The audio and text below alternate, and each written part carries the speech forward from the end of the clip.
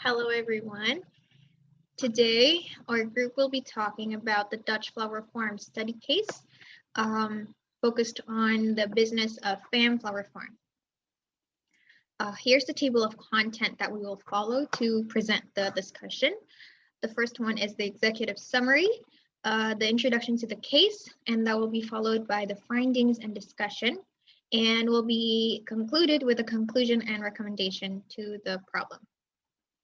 To start off, here's the executive summary of the Dutch flower farmers. So we have to know the background of the Netherlands floricultural market first. So it should be noted that Netherlands is a major player for the market of flowers. So around 60% of the world export market for flowers is traded in the Netherlands, with sales accumulating to $16.7 billion of floricultural products in 2018.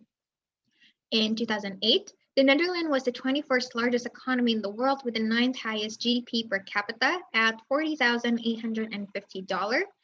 And one of the product, the agricultural, is an important part of Dutch activities, and this accounts for 2% of the GDP and 3% of the employment. Products such as the floricultural products like cut flowers, potted plants, and propagation materials are a major part of the Dutch export category, and they have sales over $16.7 billion in 2008 itself. And one of the products for the floricultural is the cut flower, which we will be focusing on in this discussion today. So cut flowers have different growth time and productivity, and it depends on the type of flowers. And many growers utilize greenhouses with complex irrigation system to optimize the environmental condition. And once these flowers are cut, it becomes extremely fragile or extremely perishable. And there needs to be a lot of care to maintain the quality of the flowers through refrigeration and using various chemical solutions. And in terms of the production, labor and input would accumulate around 60% until 80% of the total growing cost, and energy costs would accumulate for the remainder of that percentage. And during transportation, boxes protected flowers to enable cooling and minimize the damage for transport. And upon harvesting and packing, it should be noted that the flowers need to be at 0 until 2 degrees centigrade, with the exception of cold-sensitive flowers. And lastly, transport costs. If these flowers are shipped overseas, it would cost around 60% until 90% of the total cost to produce a flower. So these are the three aspects that cut flower retailers are considered as the most important aspect of their product. The first is quality, the second is longevity, and the third is price.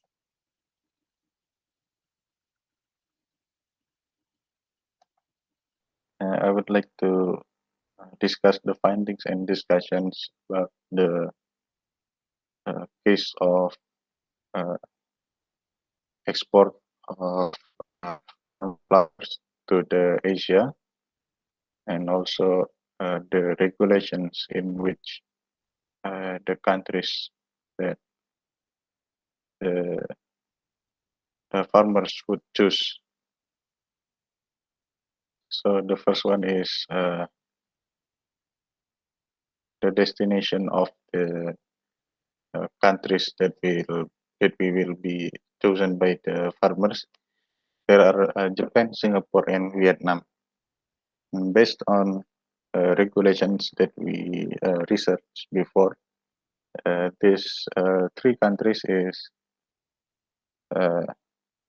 selected because they have import duty removed, or the tariffs and tariff barriers removed, and so on.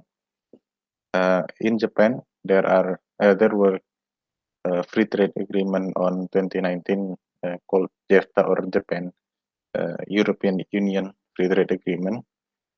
It has the goal to remove import duty on agriculture products, and also the tariffs and other trade barriers, and to create a platform to cooperate in order to prevent obstacles to trade. And then These agreements agree to send powerful signal that two of the world's biggest economies reject protectionism. And then in Singapore, they are agreeing to remove tariffs and non-tariff barriers. And for the additional information, trade between EU and Singapore in 2017 was 53.3 billion euro. This big amount of money that is circulating between EU and Singapore reflects that there are a high chance of exporting flowers from Netherlands or EU to the Singapore. And the last country is Vietnam. Based on CEPA or Comprehensive Economic Partnership Agreement, they have agreed to remove tariff barriers and also remove export and import duties. And for the additional information is that 99% of all the tariffs between these two countries will be eliminated, and as well as reduced barriers and overlapping red tape. And next, please. This is the amount of export and import between EU and Japan. As we can see here that from 2010 to 2020, taken from Eurostat, that in the same period, import is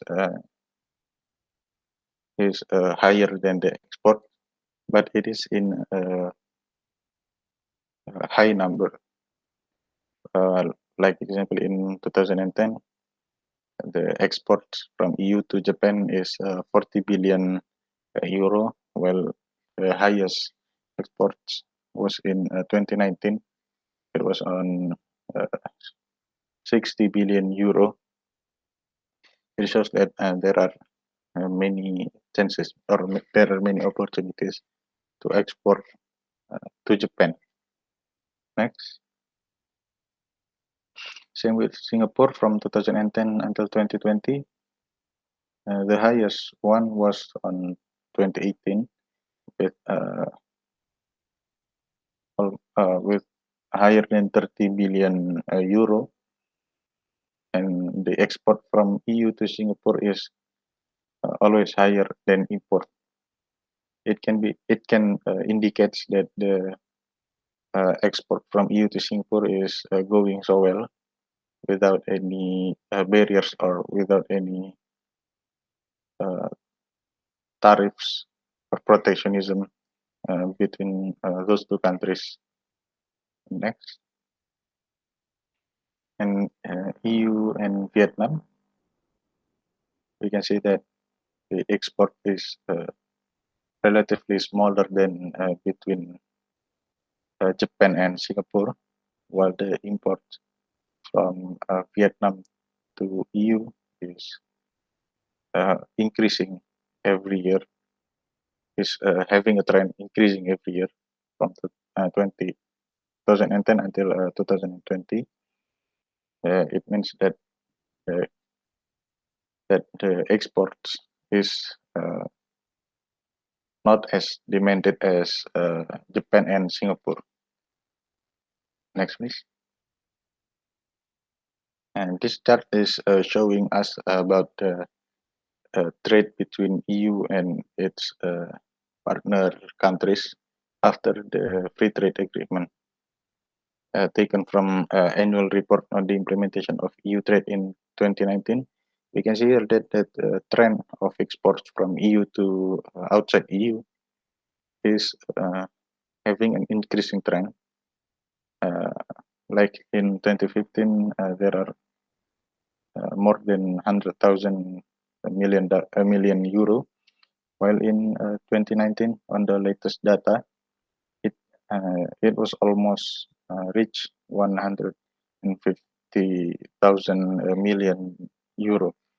It shows that the free trade agreement is giving uh, the countries in the agreement such as advantages to support their exports, to increase their exports, and it can gives positive impact for the economy or for the society. Now, is it better to sell in bulk? Selling in bulk would save the cost of keeping the flowers in warehouses. As you know, keeping these flowers before the flowers are distributed, it needs to be kept in some kind of warehouses near the airport. Uh, and to use these warehouses per unit of flour is inefficient and more costly than using it per flour that are sold in bulk. Also, selling in bulk would save the cost for boxes. Uh, Selling the flour per unit would create more packaging and more boxes, hence it is also more less environmentally friendly. Selling in bulk would also save the cost for transportation per flour order. Overall, we think that consumer will not be interested in buying retail flour straight from the Netherlands because the price will be higher due to these three extra costs. Logistics.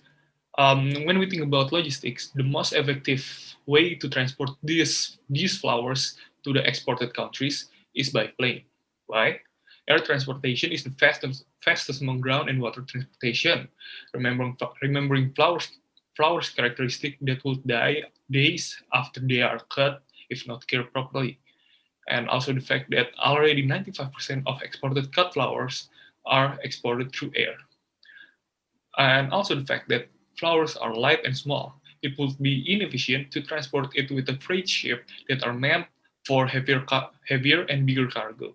The World Bank has also stated that the main export shipped by air by developing countries are cut flowers, electronic parts, fresh fruits, and vegetables, which mean they state that normally cut flowers are distributed through air or by plane.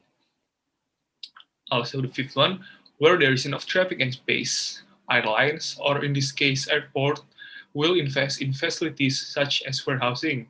Hence, we don't need to invest, flower farm, don't need to invest in the warehousing from zero. Now, the airport of recommendation. After researching some airport in Netherlands, we found that Amsterdam Airport Schiphol is the most effective airport, effective and efficient airport for the Femflower Farm to work together. Now, this is the nearest airport to the Femflower Farm location, and it is also heavy demand on air cargo service, which means they must have tons of warehouses that the Femflower Farm can borrow. And this is one of the Netherlands' best connected airport, which means they have uh, they have much connection to other countries, and for when this airport may provide help in the customs office. Uh, if we see here, these are the statistics provided by Airport Schiphol.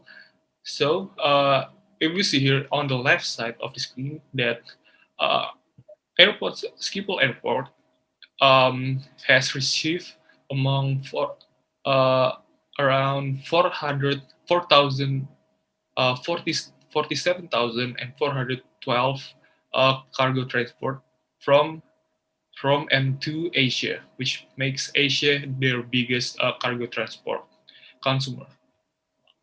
And on the right side, that 47,000 is divided to inbound and outbound cargo transport. Still, Asia is the highest uh, compared to Middle East, Africa, Latin America, North America, and Europe.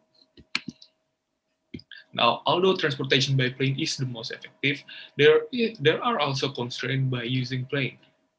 Now, first, there are price constraints, which are typically for the price of using air cargo is typically 4 to 5 times more than ground transport and 12 to 16 times of sea transports. Also, because fuel consumption is roughly proportional to the aircraft weight, and distance flown, the marginal cost for carrying cargo is computed based on weight and destination. And also, the delay in the custom office is one of the constraints. Getting the custom clearance requires airway master bill and the custom declaration filled by the brokers after cargo is shipped.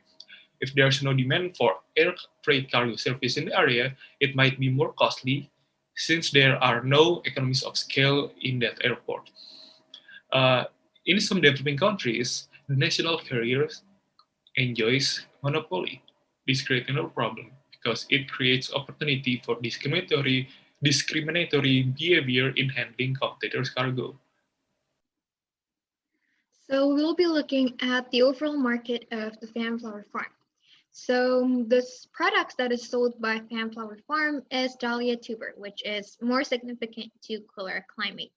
But this doesn't mean that they could not export to Asia and other tropical climate regions.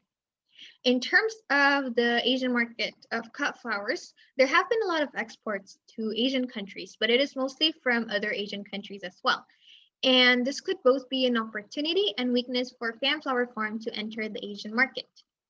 And as of right now, Fanflower Farm is able to ship their products or exports their product to countries like EU and the US only. And the UK is not included because of the high cost. And in order to export to Asia, Fanflower Farm should understand that there are differences between the European market and the Asian market. Those differences include the trade regulations, the climates, and also the preference and the culture of the people. And next, we'll be analyzing the possible competitors and opportunities that Fanflower Farm could have if they enter the Asian market. And this will be done using the SWOT analysis. So first, the strengths. So Netherlands is a major player in the industry. So they are a major player for cut flowers in the world market, and that has been established over time. And the second is they have continuous innovation and development in technology. And these innovation and development help in the flower productions and maintaining the quality of these flowers. The second one is the weakness. So in terms of weakness, there have been a lot of slow growth and lagging sale performance, and it is all due to the pandemic. And the second one is the government restriction, which prevents export of flower, and this also because of the COVID-19 pandemic. The third is opportunities. So in the opportunity, first, by opening new market in Asia, they could increase profitability or raise new profit. And second, they could develop new efficient method to overcome production challenges such as environmental challenges, as there are a lot of growing concerns related to flower productions that may harm the environment. And lastly, it is threat. So there are three threats that we could see for Fanflower Farm. The first is they're unfamiliar with trade regulations within Asia. And the second one is the competition from other countries. And particularly it is from Asian countries like China, who also has a huge industry there. And the third is the increase in production and transportation costs by shipping to Asia because of the distance between Netherlands and Asia is pretty far.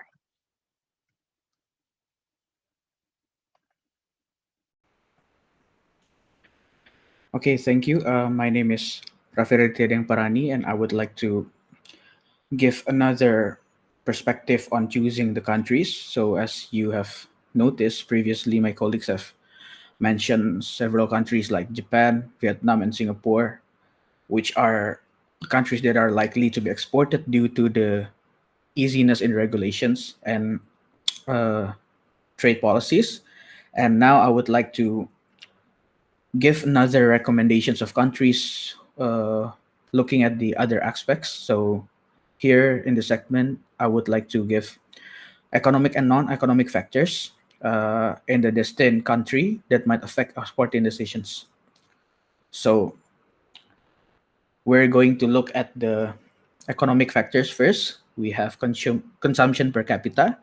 So this is actually the indicators of the nation's purchasing power and willingness to buy these products in a certain industry. So we wanted to see how the flower industries in one country could be looked as one of the basic needs, or maybe the industry which are prioritized most. So here we have the graph of per capita consumption of flowers in selected countries taken from the Floriculture Council of Holland. So according to this graph, Japan has the third largest consumption per capita in the world, and also the largest Asian countries, with approximately of $56 until $58 of consumption per head. And we can see here in the Japan section, we could see the green line, which indicates the year 2006. So what does this mean? This means that Japan is one of the countries in Asia which take into account this industry as one of the priority in their nation. And that is why it's also indicates that the flower industry in the nation itself has been one of the industry with a high economic activity. So Japan might be a good choice in terms of consumption per capita. And moving on to the second one is the industry development, which indicates how ready a country is to receive high standards set by Fam Flower Farm. So maybe I would say in this particular industry, infant industry might not be suitable for this country, or for this industry, sorry, because fundamental technologies and knowledge are needed to store the flowers, to preserve the flowers, and etc. And one nation to be considered having a good development in the flowers industry is Thailand. So we can see here there's the uh, unique Thai flowers which were actually exported to many other countries. And it is said that Thailand has a good development to the flowers industry because it is the largest tropical orchid exported in the world. So this picture right here is the tropical orchid based in Thailand, and from these particular flower they can obtain over $81 million per year from the sales, from the export of the flowers. So it means that the ecosystem was made in the country, the knowledge was already obtained by the laborers and all the people, and from the knowledge and the ecosystem that was already developed in this country, in Thailand, it makes the expansion from the Netherlands to be more efficient because they might have a fewer learning curve process, so it will be faster to reach its optimum production. And next one, we're going to look at the non-economic factors. The first one is environments. So we might notice that the flowers that were going to be exported from the Netherlands are quite sensitive, so they need a certain temperature, they need a certain climate. So judging a country, we should take a look at the climate. So it should be similar to the Netherlands to maintain the flowers quality. And actually, there's also one nation which could be considered as has developed a good flower industry, which is India. So actually, India is one of the great exporters also of flowers because they export more than 90 countries. But due to the environments, the extreme differences of climates and weather, it will possibly not be suitable for the tulips to be preserved in Netherlands, because we all know that Netherlands is a subtropical country, while most parts of India is located in a tropical land, meaning that they have a slightly higher overall temperature. Because also the company's main aspects is price, quality, and longevity. So the difference in environments and climates and such will also reduce the longevity and quality of the products itself. So India should not be actually considered due to the environmental differences. And this is actually the last one. It's also a non-economic factors, which is the availability of technology. So meaning that the country to be exported needs to be having adequate tools and equipment to preserve and store the flowers. So from that statement, I would say that once again, Japan would be one of the most suitable country to be chosen to expand because uh, from the from the standard of the preserving itself, the flowers needed 0 until 2 degrees centigrade of cooling packs to cool down most types of the flowers. And I would say that Japan has been so good in terms of technological development and also the human resource development. And in addition, in the manufacturing industry in Japan itself in 2018 reached US dollar uh, 1,007 1,071.33 billion. So it's actually around 20% of the GDP. This is taken from trading economics, and it means that with the high development of the manufacturing industry itself in Japan, they would possibly be able to recreate the all of the irrigation system, all of the glass house and such to help to support and to maintain the flowers quality and longevity. So I do know that Japan is able to do it. So I would say that Japan is one of the country to be considered due to the availability of technology and also the consumption per capita. Hello again there, everyone. Now, we're gonna move on to the conclusion and recommendation that we made based on this case. Okay. Now, best export destination. We have concluded that Japan is the most likely country for Fanflower Farm to export. And also, with the recent agreements to remove the barriers and tariffs, it would be easier for Fanflower farms to export their flowers. Also, Japan is currently the biggest Asian export destination for the Netherlands, with value of export around 47 billion euro. Uh, Japan has Japan has the adequate technology needed to help cultivate and care for the flowers. Now, uh, if we see in Exhibit 5 that the table of leading exporters and importers of cut flowers, we see that the top exporters of cut flowers are Netherlands, which are the femflower farms come from.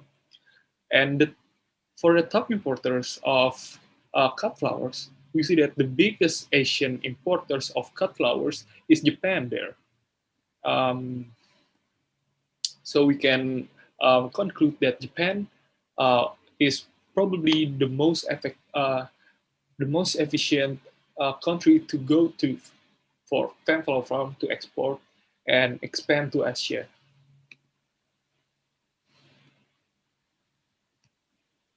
Now, distribution recommendation.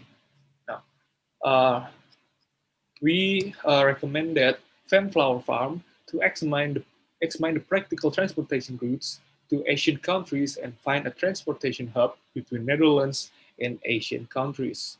And also, Fanflower Farm should create a joint venture or team up with an air freight logistics company, such as DHL, UPS, Mars, or maybe other air freight logistics that is able to join up or team up with Fanflower Farm. And also by teaming up with an air freight company, they can arrange temperature control and flower packaging for logistics. Also, we recommend that Fanflower Farm to invest in some cold storages and warehouse around the airport, which is uh, the in the slide before we recommend that Fanflower Farm should use the Amsterdam Airport Schiphol. Uh, these warehouses is to facilitate the keeping of the flowers, to facilitate in case there are some delay in the logistics and flowers need to be kept at the airport. Now, they also need to establish a strong supply chain management for their logistics. Buyer segmentation. To help Fanflower Farm to thrive in the Japanese flower market, we try to segmentate the buyer, which it is unlikely for Femflower Farm to sell their cut flowers directly to end consumers in Japan, which why we find this we find some wholesalers in Japan uh, that might want to buy flowers from Femflower's farm. Uh, in this case, Femflower Farm would sell in bulk. From there, these cut flower wholesalers would sell Fem's flowers to end consumer in Japan who will eventually enjoy the flowers. Here are three recommendations me and my friends find that might want to buy flowers from uh, Fem Flower Farm.